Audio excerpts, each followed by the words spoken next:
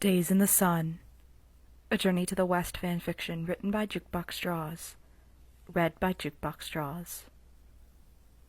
Chapter 3. Run.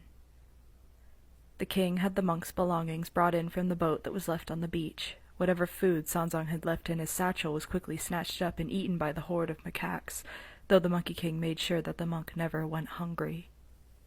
The first few hours of his stay on the island consisted of painting portrait after portrait of the rather arrogant king and being fed fruit after fruit from the simian's lap. The monk already missed his scrolls. He missed the monastery. He missed the villagers, although they always gave him strange looks and mutters on the street. The thought of never seeing the mainland again made him nearly want to cry. "What troubles you?" The king's tail curled around the monk's waist. Sanzong shivered. "Homesick, I suppose," he said simply. The Monkey King raised an eyebrow. "What do you miss about the mainland? You're nothing like the other humans I've encountered." "I miss my scrolls, my books." The Monkey King suddenly snapped his fingers a few times, calling in a group of macaques seemingly out of nowhere. He hooted and hollered at them in a language that Sanzong could only assume was the language of monkeys. The group nodded in agreement and scampered off. The monk was curious, but dared not ask. "Do you have friends there?" Turning back to him, the king rested his head in his hands. "Well, no." The monk wrung his hands together embarrassingly. "There was no one I could really talk to. In all honesty, I'm not quite sure I fit in there. But it's my home. It's really all I've ever known." "You mentioned scrolls. Do you read?" The king bit into a peach, the juices running down his chin. "Yes! Oh, I love reading about the history of this land. Even the made-up stories are wonderful." The monk let the smile take his face as he began to tell the Monkey King about his favorite stories. The simian listened with great interest, his eyes becoming wider and face getting closer as he leaned in to listen. Hollering monkeys bursting into the room interrupted Sanzong's info dump, and they threw the monk's belongings onto the floor in front of the king's throne. The monk gasped and sifted through the scrolls, books, and pieces of paper. "My things! How did you get these?" he asked. The monkeys blushed and made a few noises, stamping their feet. "They have their ways." The king smiled at his subjects and dismissed them with a wave of his hand. "I'll show you to your room." "My room?" "Follow! Come!" The king quickly stood and did a series of unnecessary acrobatics that led Sanzong down the hallway to a room. It definitely could not be a guest room. The doors were huge, golden, and heavy. Thrusting open the doors, the simian held out his arms in a ta-da gesture. The room was huge, and the monk wondered how this setup could even fit inside the cavern that the king called his home. Everything was stone, except for the bed, which was made of woven bamboo shoots. The soft leaves and cloth that made the mattress were adorned with furs and pillows stuffed to the brim with even more hawk feathers. It was all rather lavish.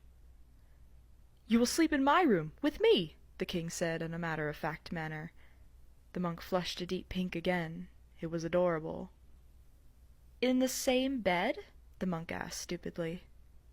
"Of course, I wouldn't have it any other way." The king looked rather proud of himself as he hopped onto the bed and rolled a pelt of tiger skin around himself. He nuzzled into the fur like a child holding a favorite blanket. "We just met!" Sanzong insisted. "I said I wouldn't have it any other way," the simian snapped again, raising his voice as he did before. "It's incredibly inappropriate," the monk argued. The Monkey King looked shocked for a moment, as if nobody had dared ever to talk back to him in the same snappy tone that he gave.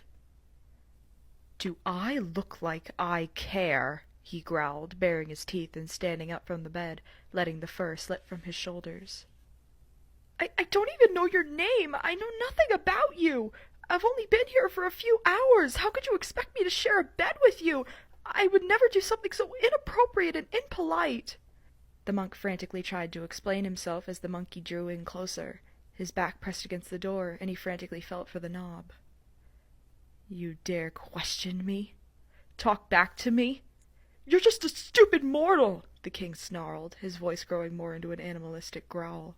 Who was this human to come and tell him no?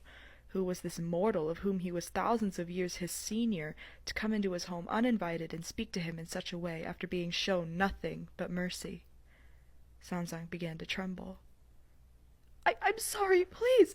You're frightening me! The monk saw the darkness from earlier invade those golden eyes again. You think I'm frightening now? The king grinned, and it scared Sanzang even more. This grin wasn't of happiness or overwhelming joy as it had been before. Now it was hungry, deceptive, and mischievous in all the wrong ways. You don't know half of what I can do! He stalked closer. Please, no! The monk's hand grasped at the knob, and he flung the door open. He bunched up his robes in his fists as he ran as fast as he could down the hall, his bare feet echoing through the corridor.